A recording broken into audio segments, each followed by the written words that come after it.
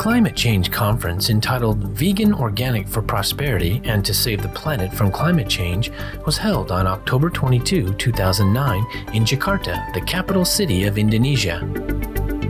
The purpose of the conference was to raise awareness on the grave issues of global warming and the most effective and key solution to halt it in its tracks, the vegan diet.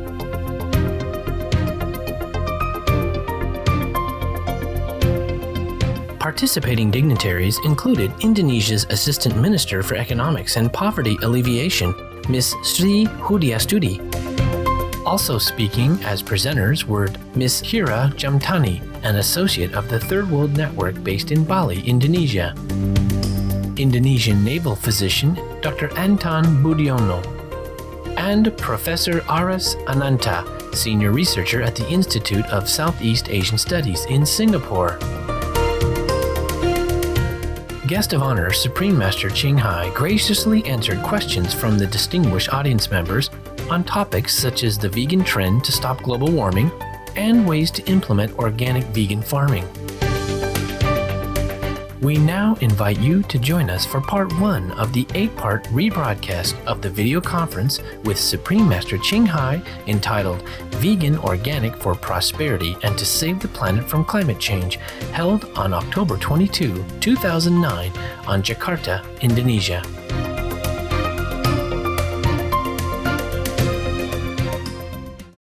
Ladies and gentlemen, honored guests, greetings. Welcome to Indonesia. Selamat datang. And we are both honored to be MCs of this special seminar entitled Vegan Organic for Prosperity and to Save the Planet from Climate Change. This seminar is being jointly hosted by the Indonesian Ministry of Environment and the Supreme Master Ching Hai International Association. Selamat datang. We would also like to extend an especially warm welcome to hundreds of government officials, IPCC scientists, environmental NGOs, journalists, and celebrities who have kindly taken time out of their, of course, busy schedules to attend this event. And in addition, we would like to wish a warm Indonesian welcome all Supreme Master television viewers tuning in live across 5 continents via 14 satellite platforms to share this moment with us. It's very meaningful and timely for us to come together today to share information and discuss a solution to the adverse environmental issues which all beings on this planet are presently facing. Indonesia is one of the most resource-rich countries in the world and possesses beauty beyond one's imagination. But Indonesia has also been greatly affected by climate change in recent years, and we appreciate this valuable opportunity to hold this climate change seminar here to discuss solutions to this global crisis. This seminar is being held as part of the lead-up to the 31st Session Intergovernment Panel on Climate Change, IPCC, which will be held on the 26th of October 2009 in Bali, Indonesia. Speaking of Bali, Indonesia, now we would like to present a traditional dance from Bali. Once again, I repeat, this dance is coming from Bali, Indonesia genuinely. The title of the performance is Tari Pendet. Tari Pendet is a ritual dance that is usually performed in Balinese temples to welcome the gods before special ceremonies.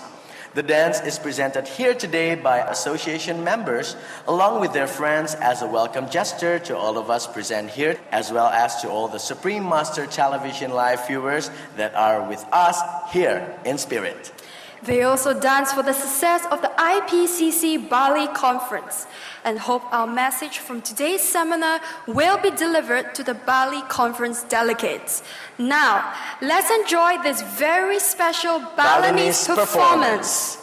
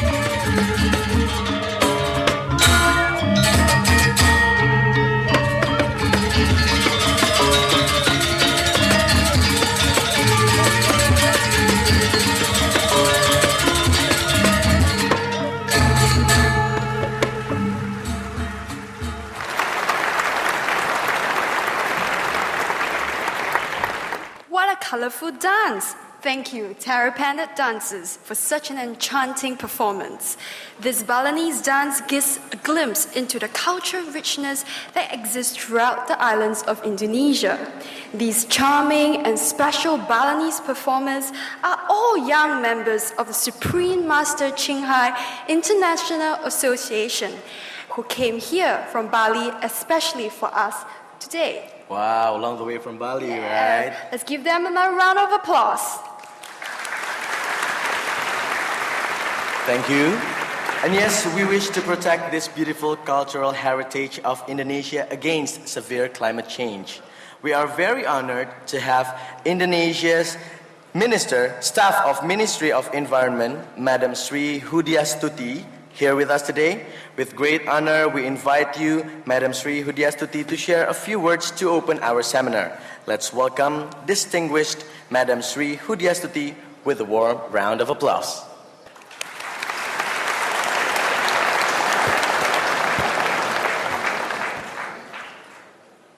Bismillahirrahmanirrahim. Assalamualaikum warahmatullahi wabarakatuh. Salam sejahtera bagi kita semua. Pertama-tama kami menyampaikan permohonan maaf karena kami, Kementerian Negara Lingkungan Hidup, tidak bisa menghadirkan Bapak Menteri karena persis pada jam ini ada pelantikan Menteri yang baru. Jadi kami mudah-mudahan nanti di kesempatan lain Ibu Bapak semua bisa ada kesempatan untuk ketemu dengan beliau-beliau. Mungkin bisa berdua-duanya, mantan Menteri Bapak Rahmat Witoelar maupun Menteri yang baru Bapak Gusti. Atas izin Ibu kami mohon maaf kalau beliau tidak bisa, dan mohon izin mungkin saya bisa menyampaikan sambutan beliau dalam seminar yang diadakan pada siang hari ini. Sambutan Menteri Negara Lingkungan Hidup. Assalamualaikum warahmatullahi wabarakatuh. Salam sejahtera bagi kita sekalian. Pertama-tama marilah kita panjatkan puji syukur kehadirat Allah Subhanahu wa taala karena atas izinnya seminar perubahan iklim menyambut IPCC Plenary Session yang ke-31 nanti dengan tema vegan organik untuk kemakmuran dan menyelamatkan dunia dari perubahan iklim ini dapat terselenggara. Selanjutnya, perkenankan saya menyampaikan penghargaan saya kepada saudara-saudara sekalian yang telah menyelenggarakan seminar ini, termasuk juga para narasumber serta hadirin yang telah meluangkan waktu untuk menghadiri acara pada hari ini. Para hadirin sekalian, sebagaimana kita ketahui bersama, sejak revolusi industri pada abad ke-19 telah terjadi peningkatan suhu permukaan bumi secara global. Peningkatan suhu permukaan bumi selain diakibatkan oleh emisi bahan bakar fosil, kerusakan hutan dan lahan juga diakibatkan oleh meningkatnya konsentrasi gas rumah kaca di atmosfer. Peristiwa ini kita kenal dengan global warming atau pemanasan global yang menyebabkan perubahan iklim dunia. Peningkatan panas bumi juga menyebabkan es di kutub mencair sehingga permukaan air laut meningkat dan dapat mengakibatkan tenggelamnya pulau-pulau kecil. Hal tersebut diperkuat berdasarkan hasil kajian Intergovernmental Panel of Climate Change tahun 2007 bahwa sejak tahun 1990 hingga tahun 2005 Suhu rata-rata global telah meningkat antara 0,15 derajat hingga 0,3 derajat Celcius per dekade, sehingga kenaikan suhu global sampai tahun 2005 adalah 0,76 derajat Celcius. Sedangkan laju kenaikan muka air laut observasi dari abad ke-19 sampai ke-20 menunjukkan telah terjadi peningkatan, diperkirakan kenaikan total abad ke-20 sebesar 0,17 meter. Perubahan iklim saat ini sudah menjadi isu global di mana setiap orang sudah membicarakannya. Di tingkat internasional, di bawah payung United Nations Framework on Climate Change, hampir seluruh negara-negara di dunia melakukan pertemuan rutin guna menanggulangi masalah perubahan iklim bersama-sama. Indonesia sebagai salah satu negara anggota Konvensi Perubahan Iklim yang rentan terhadap perubahan iklim, menyadari pentingnya kesiapan nasional dalam menghadapi dampak dari perubahan iklim. Untuk itu, pemerintah dalam membuat kebijakan nasional mulai memasukkan isu perubahan iklim ke dalam agenda pembangunan nasional. Salah satu contoh yang dapat kita ambil adalah Peraturan Presiden Nomor 5 Tahun 2006 tentang Kebijakan Energi Nasional. Dalam peraturan presiden tersebut diatur mengenai target penurunan konsumsi energi dari minyak bumi dan mendorong penggunaan energi alternatif. Selain itu, dalam instruksi presiden nomor 5 tahun 2008 tentang fokus program ekonomi tahun 2008 sampai 2009, pemerintah memberikan perhatian kepada pelaksanaan mekanisme pembangunan bersih dan reducing emission from deforestation and degradation in developing countries. Di tingkat nasional, di mana pelaksanaan kedua aktivitas tersebut merupakan kegiatan yang disepakati di tingkat internasional pula. Hadirin yang berbahagia, permasalahan perubahan iklim merupakan permasalahan dunia yang harus dihadapi secara bersama-sama. Kontribusi dari seluruh lapisan masyarakat mutlak diperlukan agar kita dapat menekan laju perubahan iklim. Setiap kalangan harus mulai mempertimbangkan aspek lingkungan di setiap aktivitasnya, baik itu instansi pemerintah, kalangan industri, lembaga swadaya masyarakat, dan masing-masing individu. Pola pikir yang peduli terhadap lingkungan perlu untuk ditanamkan sedini mungkin kepada generasi muda, dan juga gaya hidup ramah lingkungan perlu untuk dikedepankan.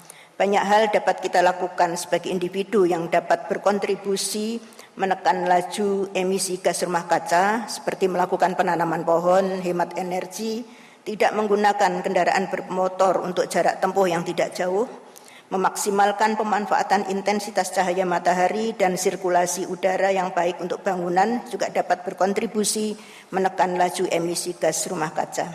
Para hadirin sekalian, pada hari ini kita dapat mengambil pelajaran dari kegiatan vegan organik, termasuk pertanian organik yang memperhatikan keberlangsungan lingkungan, seperti melakukan pola bercocok tanam dengan menggunakan pupuk kompos, tidak lagi menggunakan pupuk kimia.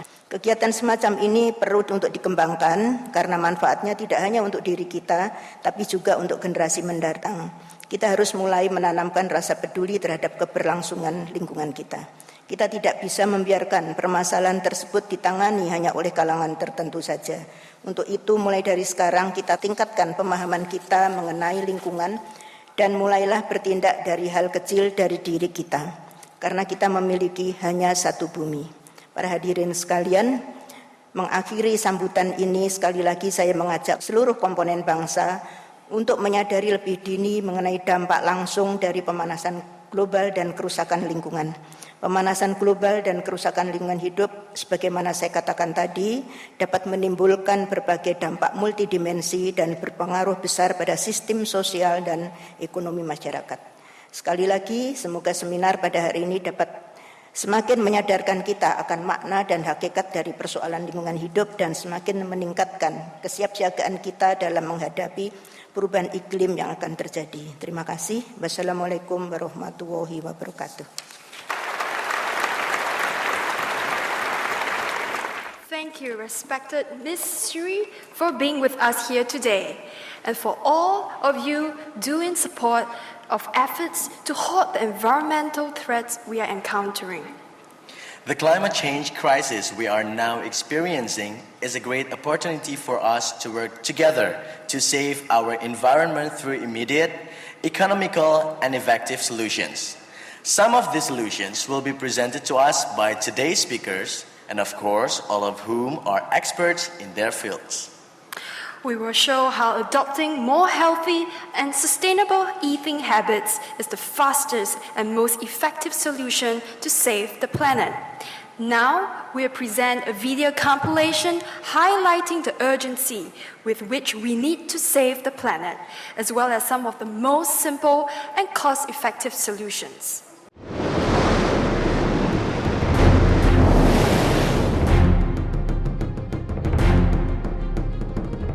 Arctic sea ice reflects about 80% of the sun's heat, stabilizing the colder temperature of the ocean.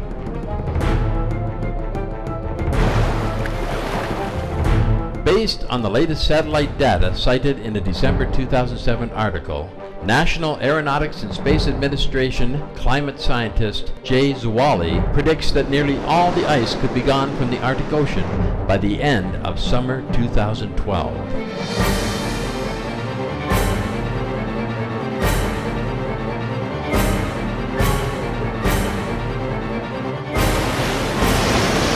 Arctic ice in September 2007 was 23% below previous record low from NASA satellite data and 50% below 1950 levels from ship data.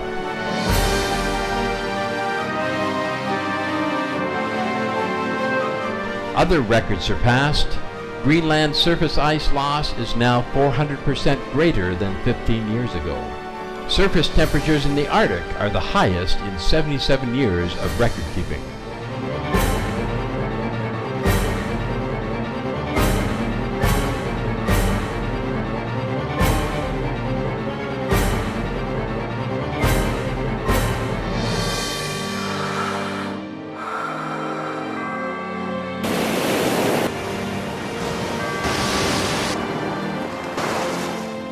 There is hope. According to James Hansen, top climate scientist at NASA, we have passed tipping points. We have not passed a point of no return. We can still roll things back, but it is going to require a quick turn in direction.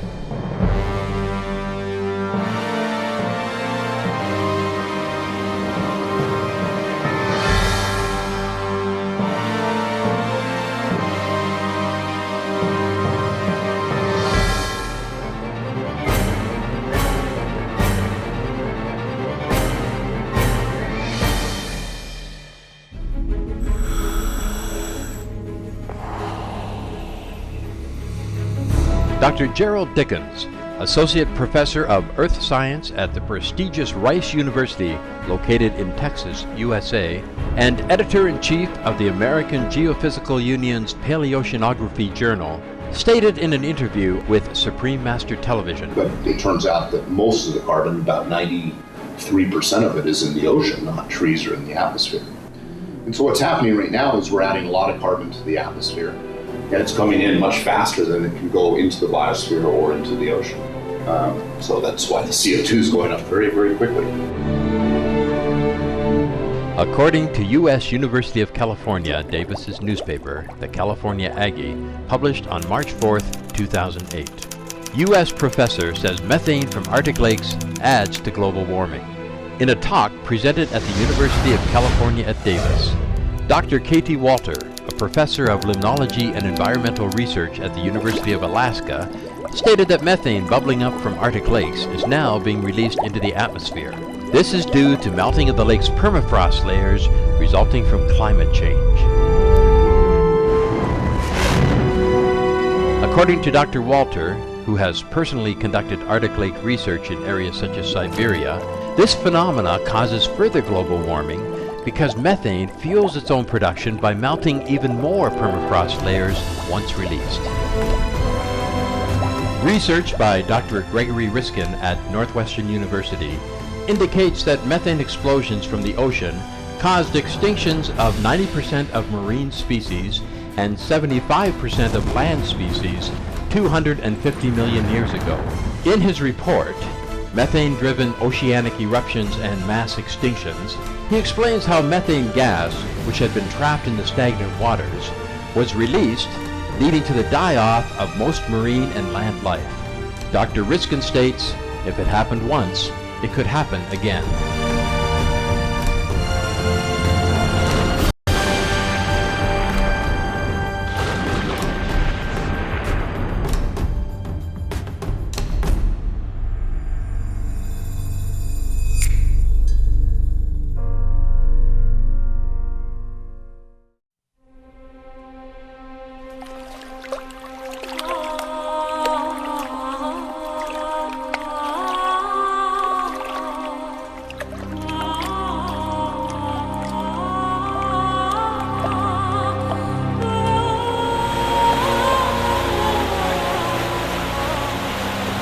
Are we short of water? One serving of beef uses over 1,200 gallons of water. One serving of chicken uses 330 gallons of water. One complete vegan meal with tofu, rice, and vegetables uses only 98 gallons of water.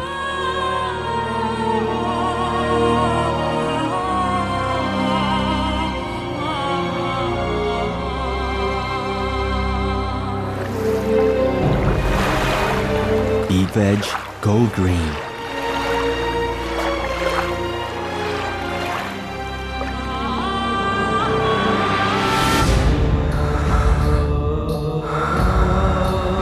Are we short of food?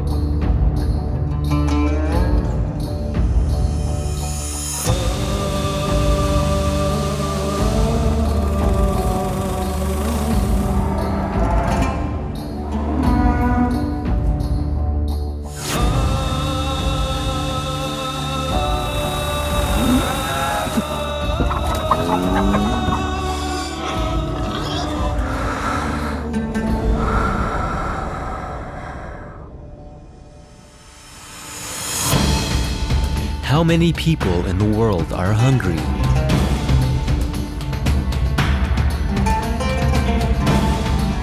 $1.02 billion people.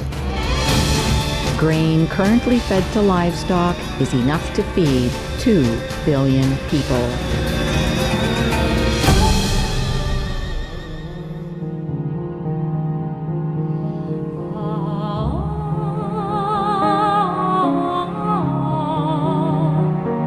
And I said already 80% of it. We cut almost immediately, and we can see the result in a few weeks. Because if you don't keep breeding more animals, then there are less methane. And if we don't eat meat, then there's no transportation necessary for it, and much less fuel needed. And all these people can be trained to do something else. And there will be less hunger because we will use the agricultural products, cereals, to feed humans instead of feeding more bred animals in the future. So we don't have hunger anymore, and there will be no more war because of hunger. So the effect is immense. Keep multiplying it, and then you know what I mean.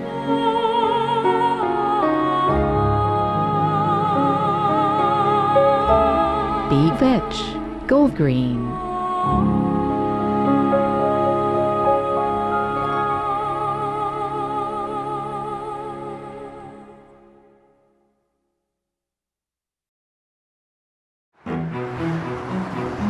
Meat costs and vegan savings. A meat-free vegetarian diet drastically reduces carbon footprint. Over a one-year period per person, emissions from a meat-based diet is equivalent to driving a mid-sized car 4,758 kilometers. Emissions from a vegetarian diet is equivalent to 2,427 kilometers, nearly 50% less. Emissions from an animal-free vegan diet is equivalent to 629 kilometers, 1/7 of the amount of a meat-based diet, or 87% less. Emissions from an organic vegan diet is 281 kilometers, 94% less emissions than that of a meat-based diet.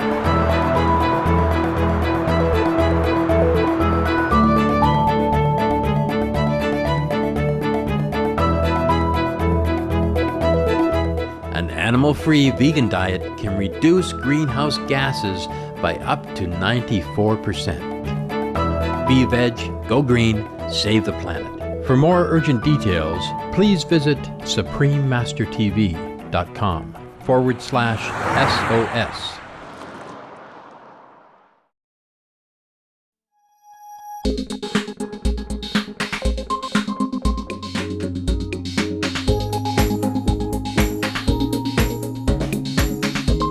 Organic farming, a sustainable solution. Organic soil management minimizes fossil fuel use, removes atmospheric CO2 emissions from the air. If organic practices were implemented on the planet's 3.5 billion tillable acres, nearly 40% of current CO2 emissions could be absorbed. Source: Rodale Institute, USA.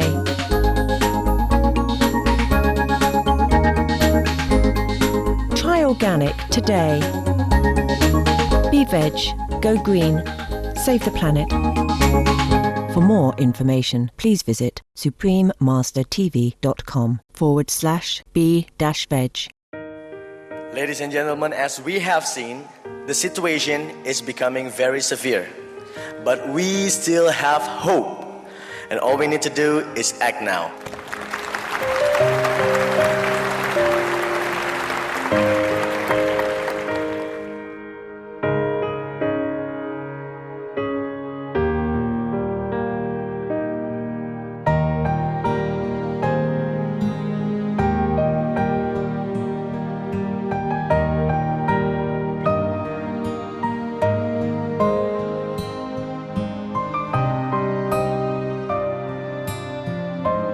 Yang pertama-tama perlu diperhatikan itu adalah peningkatan kepedulian.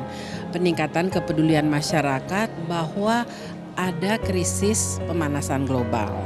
Sehingga kemudian diberikan pemahaman apa itu krisis pemahaman global, apa penyebabnya, dan kemudian apa yang bisa dilakukan untuk menanggulanginya. Ada berbagai cara yang dilakukan, bisa pemerintah yang melakukan, jadi dari sisi institusi bisa dilakukan, kemudian dari sisi organisasi, apakah merupakan sebuah kelompok seperti vegan organik ini ataupun kelompok-kelompok profesi lainnya, atau kita sebagai individu.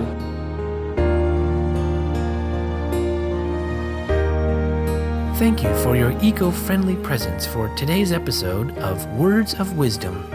Please join us again tomorrow for part 2 of Vegan Organic for Prosperity and to Save the Planet from Climate Change. Music and poetry is coming up next, right after noteworthy news. Please stay tuned to Supreme Master Television. May God bless our planet with peace, friendship, and harmony. For more details, please visit www.suprememastertv.com/WOW.